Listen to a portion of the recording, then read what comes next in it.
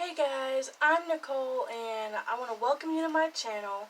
I had a video planned for Monday, this video actually, but I had an issue with my neighbors, pros and cons of living in this building. I'm going to probably make a video on that sometime later this month, but this video mostly focuses on something that came up recently. A good friend of mine, he asked me what kind of car he should get his sister, his younger sister, because her 16th birthday is coming up. He wants to buy her a car, and she's getting her license, her first time. And there were all kinds of recommendations out there about what you should do. And I thought, this is a very popular question. This is kind of around the time when people start getting their license and getting new cars and stuff and learning how to drive. The summer is especially popular with driving school. I don't know if those are open yet, but when they do open, I do know that people are going to rush in to start meeting those requirements to get their license, because that's what I did. So I thought that today I would give you guys a list of my top 10 choices when it comes to your first car. First, I want to remind you that your first car should at least be 5 years old or older, and that is highly recommended. A lot of people don't go with this, I know, because they want brand new cars with new technology, but it is highly recommended is 5 years older, 5 years or older at least, and the reason for that is because your insurance is going to be really, really, really, really, really high if you have a brand new car and you're just starting out driving. Especially if you're under 25. And a lot of people have to find this out the hard way. Now, maybe your parents might be paying for your insurance, but if you're paying it yourself, or if you're helping your parents pay it, then I do recommend that it's 5 years or older, because it'll be easier for your insurance and the company will trust you. Once they start to trust you and know that you're a good driver, then it's probably okay to move forward with getting a new car. So, the first car that I recommend is probably my top 5 definitely, is the 2015 Subaru Outback. And yes, it is 5 years old. All of these cars are going to be 5 years old, definitely. Depending on where you live, it could be between $8,000 to $10,000 or less. That's why I said depending on where you live, because in some areas it's less than $3,000 depending on who you buy it from. In some areas it might be even more. If you're buying it pre-owned, it's definitely going to be more, but if you're buying it from a private seller, then it's going to be less, because it might have issues with it, or whatever it could be. But be careful where you buy it from. Make sure you look it over. It has a few cool things, obviously. Subaru is advertised to be family friendly and first car friendly, and I've never driven a Subaru, but I've seen them everywhere. People that I talk to love them, so this one I do highly recommend. Okay, spec wise, I did do my research, but for the sake of time, I'm just going to say, if you're worried about mileage, you get roughly 33 miles per gallon on the highway, and roughly 25 miles per gallon in the city.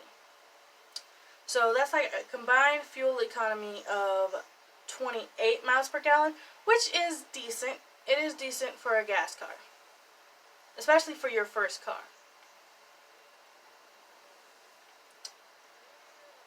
Depending on the trim or where you purchased it, you could be having things like Bluetooth streaming, remote keyless entry, remote engine start, hands-free phone, things like that modern day cars have, which is why I chose 5 years and no older than 5 years, because I know a lot of teenagers or people just starting to drive and get their license, they want something, that's modern, because they want to fit in with other people.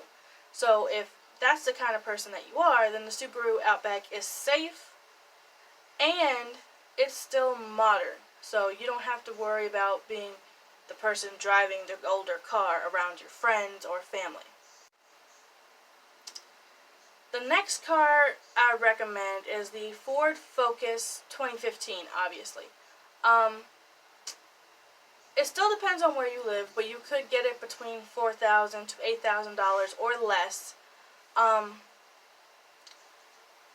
You're looking at about 29 miles per gallon in the city and 40 miles per gallon on a highway, which is extremely good.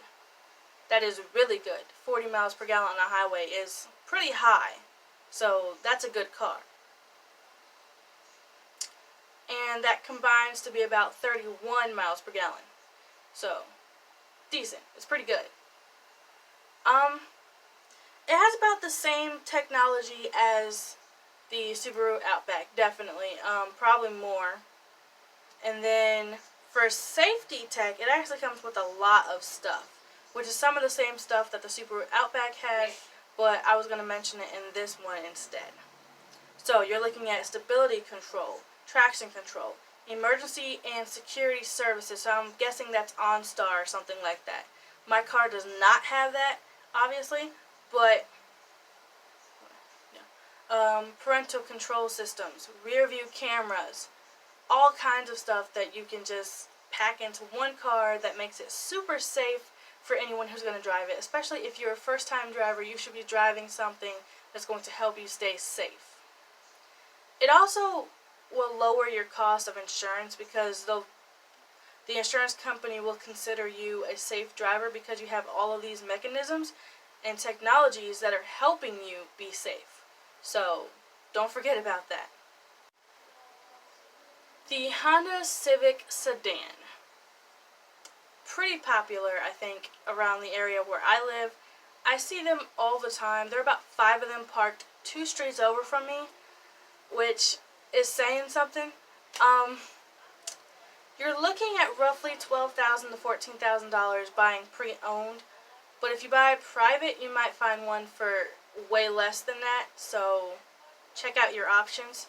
30 miles per gallon in the city, about 39 on a highway, which roughly is a combined miles per gallon of 33, which is good.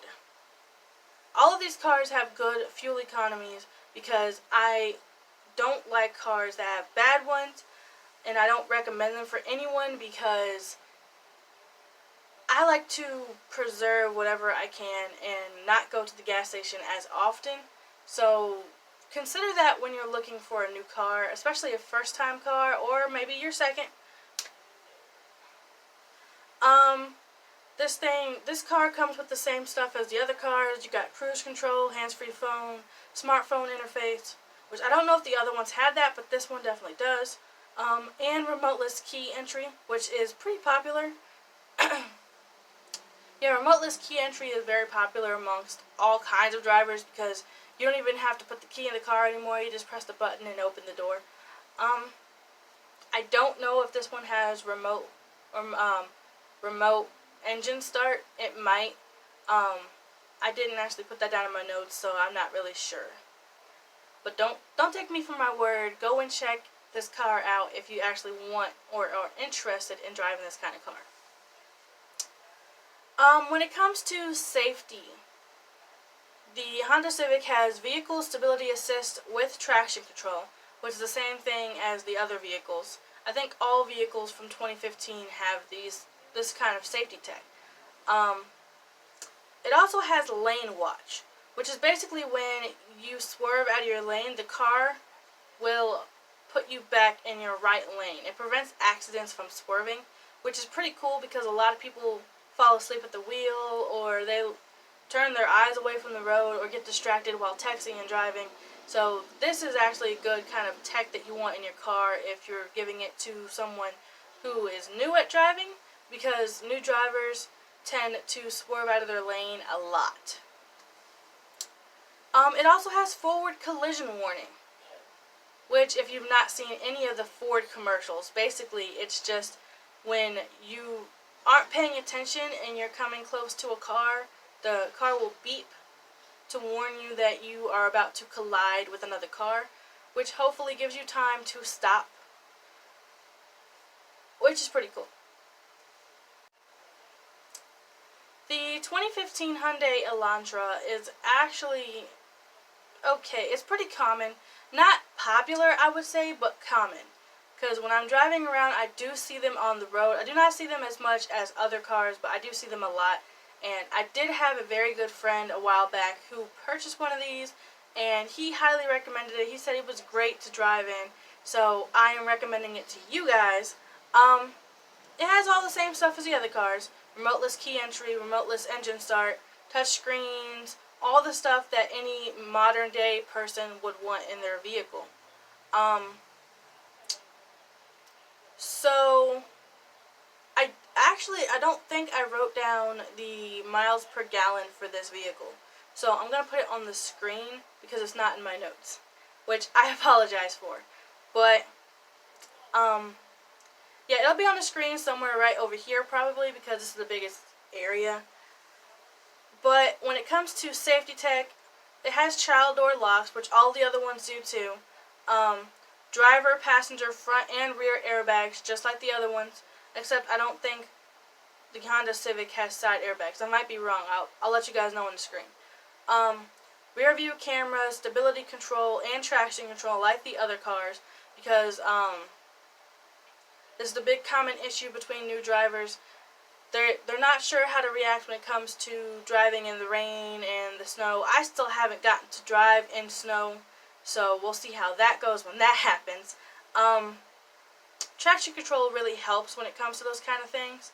So you want to make sure that whatever car you're giving to a new driver, or whatever car you're buying for yourself if you are a new driver, you want to make sure it has these kinds of technology, because if it doesn't, you might run into some issues as a new driver. The 2015 Kia Soul is also a popular vehicle that I see all the time. I'm not sure if any of you guys remember the hamster commercial. I used to love watching those. I have not seen one in a long time though, so I think they're done with them. But they were pretty cool. Which is, every time I see this car, I think about the hamster commercial. Which, if I can find it, I'm going to show a clip or something because it was awesome when I was growing up. The Kia vehicles are pretty awesome in their own way. This one has 24 miles per gallon in the city, 30 on the highway with a combined of 26, which is less than the other ones, honestly. But it is a nice vehicle. It's small and compact for people who might want a small vehicle. And if you have a short commute, like you're just going to drive to work or to school or to wherever you're going, and it's very short commute, then you're fine. This is the perfect vehicle for you. Okay, so this next one is sort of premium. I guess you would call it a premium vehicle. I don't really know for sure, so don't quote me on that. I also wouldn't call it popular.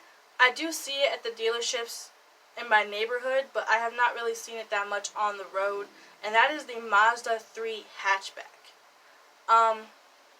This one's roughly $10,000 to $20,000 if you're buying it pre-owned.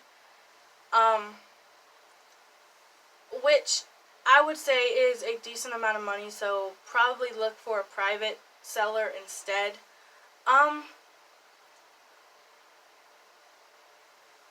It's got 29 miles per gallon in the city, 40 on the highway, which is combined to 33, so that is pretty good. If you have the money to get it, it is pretty good mileage for someone who might have a slightly longer commute than the Kia Soul. I think it has more space as well, so if you're looking for space and a slightly longer commute, then this would be a good car for you if you have that kind of money or are willing to spend that kind of money on a car for someone else. Myself, probably I would not buy it, mostly because it's expensive for the kind of thing that they're offering, and but it is a good car in general for different people. Not for me. It's not my kind of taste, but it might be good for you. So I would take a look into that. The next car right after that is kind of the same. It's the 2015 Mazda 3 Sedan, which is basically the same thing as the other one, but it's a sedan, not a hatchback. This one is slightly cheaper, so I would probably buy this one instead. It's about $10,000 to $15,000 pre-owned, significantly less if you buy it from a private seller. It's got the same mileage as the hatchback, except on the highway it's 41 miles per gallon, not 40, which is I guess a slightly longer commute than the hatchback, so I would really recommend this one instead. But if you're looking for space, then I would recommend the hatchback. It's got the same safety tech as all of the other vehicles, except I think it has a push to start button, just like the hatchback does, and I don't know if the other vehicles have those either, if any of the trims have them or whatnot, but I do know that the Mazda 3s do have a push start button, which is growing everly popular, so consider that. Okay, so the next one is the Subaru Crosstrek from 2015. Subarus, like I said before, are advertised to be family friendly and first car friendly. They are super safe in most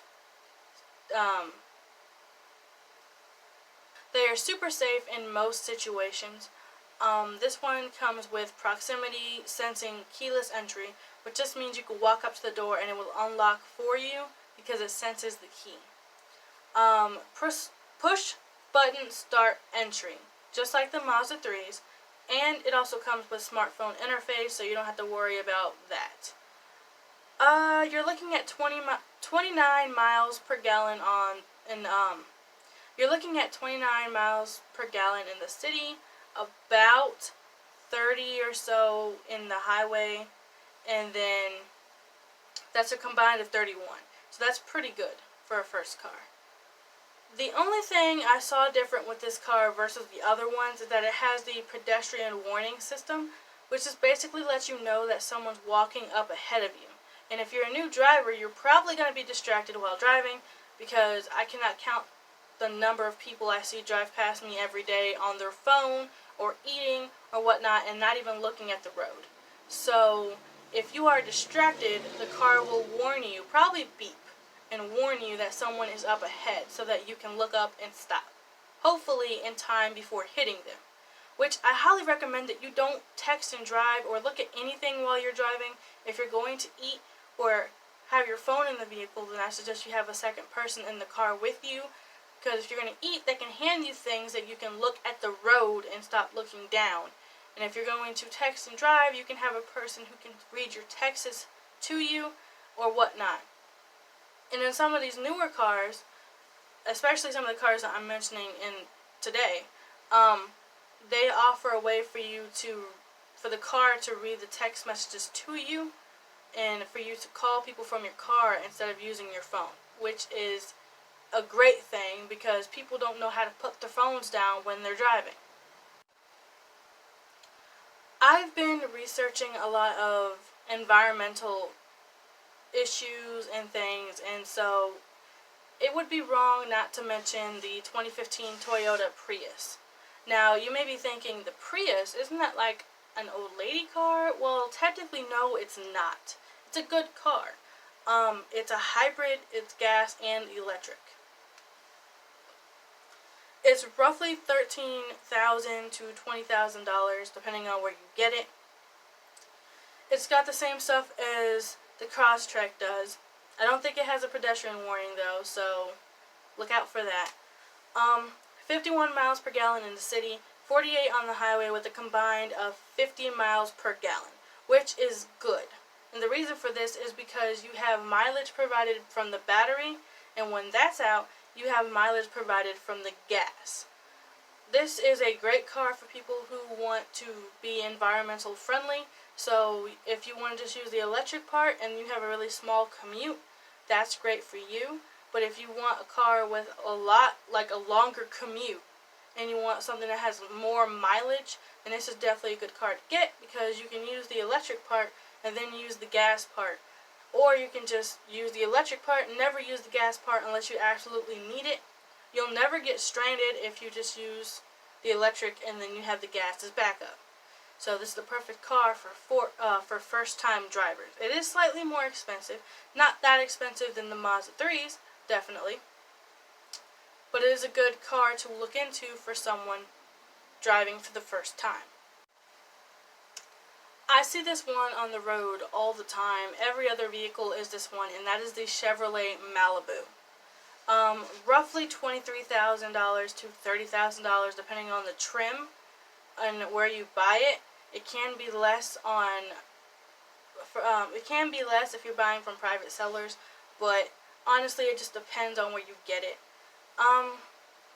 25 miles per gallon in the city, 36 in the highway, with 29 combined. So it is less than a few of the ones that I mentioned earlier, but it's a good car and obviously very popular. If it wasn't good, it wouldn't be as popular as it currently is. So if you're looking for a first-time car, this is probably one of the best ones you can get. So the Ford Fusion is another car that I see on the road a lot. Roughly $23,000 to $31,000, which is expensive unless you're buying from a private seller, which I do sometimes recommend in cases like these.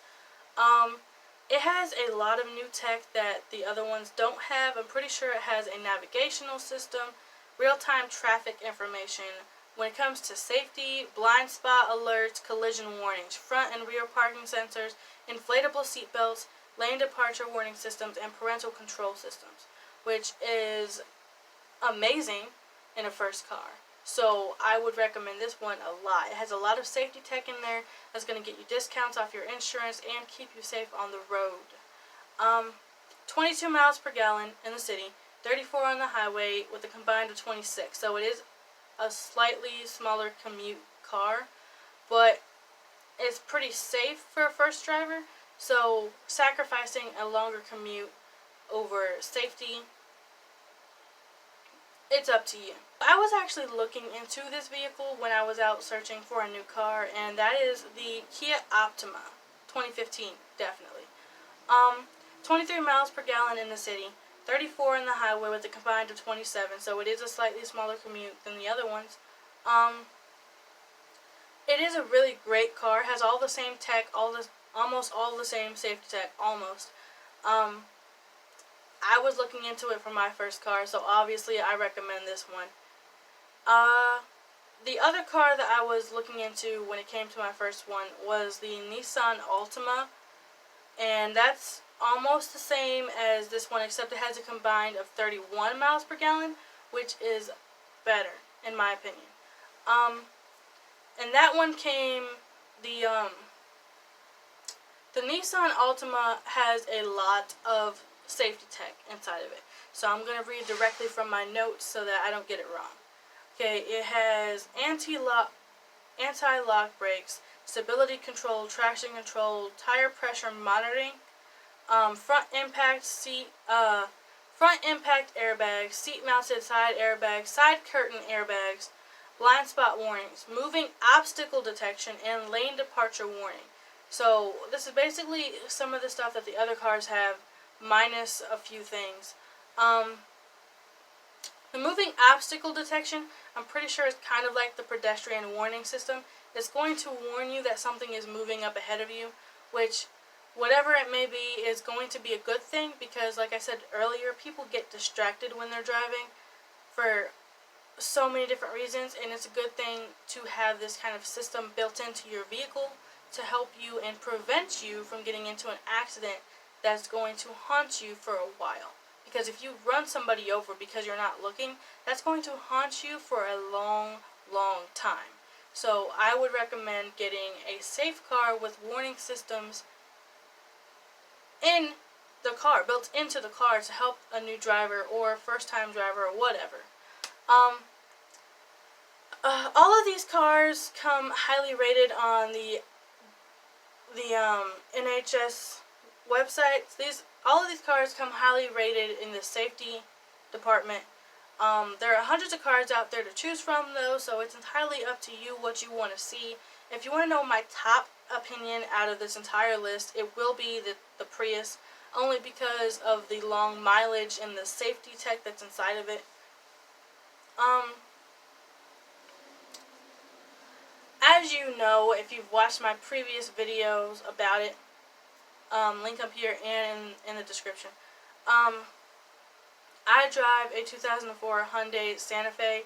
I know people tell me that it looks weird, but I do actually like to drive it. I wouldn't say that it's great on the gas mileage, and for sometimes that's okay when it comes to a first car. But I enjoy driving it. So I want you to consider what you're going to be driving and if you're going to enjoy driving it. If you're going to purchase a car for someone or for yourself, you want to make sure it's something that you want to drive but will also keep you safe and get you where you need to go.